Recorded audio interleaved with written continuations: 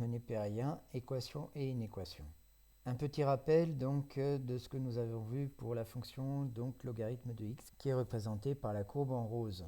La fonction logarithme est définie sur l'intervalle 0 plus l'infini ouvert. Sa dérivée c'est 1 sur x, elle est positive, donc la fonction logarithme est strictement croissante. La limite de logarithme de x lorsque x tend vers 0 est moins l'infini. La limite de logarithme de x lorsque x tend vers plus l'infini est plus l'infini. Et on peut en déduire donc le signe de logarithme de x. Tout d'abord, logarithme de 1 fait 0.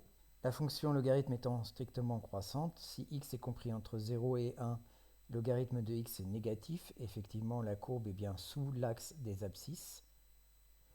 Et si x est plus grand que 1, logarithme de x est positif. Effectivement, la courbe est bien au-dessus de l'axe des abscisses. Logarithme de 1 est égal à 0. Logarithme de e est égal à 1. On a aussi logarithme de exponentielle de x qui vaut x pour tout x réel et exponentielle de logarithme de x qui vaut x pour x strictement positif. Ces relations et ces points particuliers sont à connaître pour savoir résoudre des équations ou des inéquations. Enfin, pour deux réels a et b strictement positifs, de la stricte croissance du logarithme, on en déduit que logarithme de a égale logarithme de b si et seulement si a est égal à b. Logarithme de a est strictement inférieur à logarithme de b si et seulement si a est strictement inférieur à b. Si on souhaite par exemple résoudre logarithme de 3x est égal à 1, plusieurs méthodes sont possibles. Une première méthode consiste à écrire une égalité de deux logarithmes. Effectivement, 1 c'est le logarithme de e. Et donc on a logarithme de 3x qui va être égal à logarithme de e. On peut en déduire que 3x va être égal à e, que x va être égal à e sur 3. Deuxième méthode, on peut composer par la fonction exponentielle en écrivant exponentielle de logarithme de 3x va être égal à exponentielle de 1. Exponentielle de logarithme de 3x est égal à 3x. Exponentielle de 1 c'est e. On obtient bien au final x égale e sur 3 aussi. Une troisième méthode, moins habile, consiste à utiliser les propriétés algébriques du logarithme pour isoler x. En effet, on peut écrire logarithme de 3x qui est égal à logarithme de 3 plus logarithme de x, 1 étant égal à logarithme de e. On en déduit que logarithme de x vaut logarithme de e moins logarithme de 3. Toujours avec les propriétés algébriques du logarithme, logarithme de e moins logarithme de 3 s'écrit logarithme de e sur 3. On a bien égalité de deux logarithmes, on en déduit x qui va être égal à e sur 3. À partir de cette étape, on pouvait aussi composer par la fonction exponentielle. On obtenait exponentielle de logarithme de x qui va être égal à exponentielle de logarithme de e moins logarithme de 3. On en déduit x qui est égal à exponentielle de logarithme de x qui va être égal à exponentielle de logarithme de e sur exponentielle de logarithme de 3 d'après les propriétés de l'exponentielle.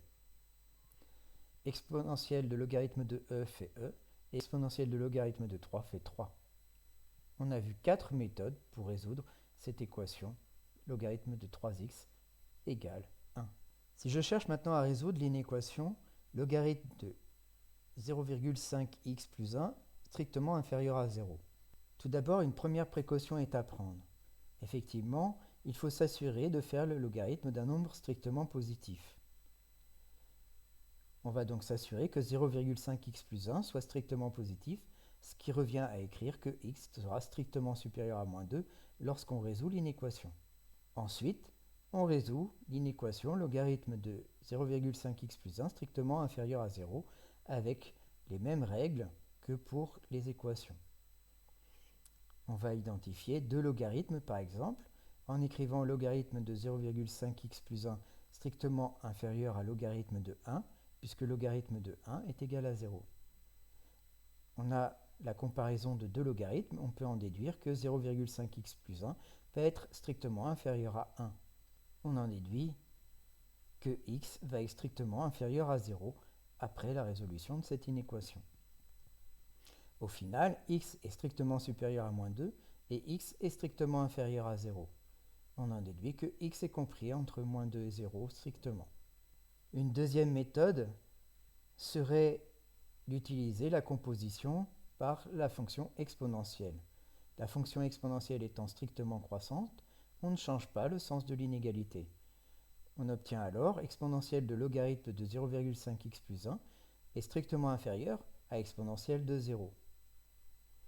Exponentielle de logarithme de 0,5x plus 1 est égale à 0,5x plus 1, et exponentielle de 0, ça fait 1.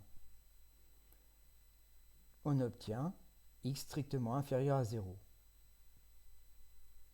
Et donc x va donc être compris entre moins 2 et 0 strictement. Deux derniers exemples pour résoudre des inéquations. On va chercher pour n entier naturel à résoudre l'inéquation 2 puissance n supérieure à 300. Et dans le même temps, on cherchera à résoudre l'inéquation 0,75 puissance n strictement inférieure à 0,1. Donc j'écris chacune des inéquations et je vais les résoudre dans le même temps. La première étape va être de composer par la fonction logarithme. Effectivement, je peux composer puisque 2 puissance n est positif, 300 est positif, 0,75 puissance n est positif et 0,1 est positif. On ne change pas le sens de l'inégalité puisque la fonction logarithme est strictement croissante sur l'intervalle 0 plus l'infini ouvert. On obtient donc logarithme de 2 puissance n strictement supérieur à logarithme de 300 et logarithme de 0,75 puissance n strictement inférieur à logarithme de 0,1. Ensuite, nous allons utiliser une des propriétés algébriques du logarithme, logarithme de a puissance n qui est égal à n logarithme de a. On obtient donc logarithme de 2 puissance n qui va être égal à n logarithme de 2 et logarithme de 0,75 puissance n qui va être égal à n logarithme de 0,75. Pour la première inégalité, je vais diviser chaque membre par logarithme de 2. Attention, 2 est strictement supérieur à 1, donc logarithme de 2 est strictement positif. Je ne change pas le sens de l'inégalité. On obtient donc n strictement supérieur à logarithme de 300 sur logarithme de 2. En revanche, 0,75 est un nombre compris entre 0 et 1, donc logarithme de 0,75 va être strictement inférieur à 0. Je vais donc diviser chaque membre de l'inégalité par logarithme de 0,75, mais je vais prendre la précaution de changer le sens de l'inégalité puisque logarithme de 0,75 est négatif. N devient supérieur à logarithme de 0,1 sur logarithme de 0,75. En calculant une valeur approchée de logarithme de 300 sur logarithme de 2 avec la calculatrice et logarithme de 0,1 sur logarithme de 0,75 avec la calculatrice, dans les deux cas, on va trouver n supérieur ou égal à 9 puisque n est un entier.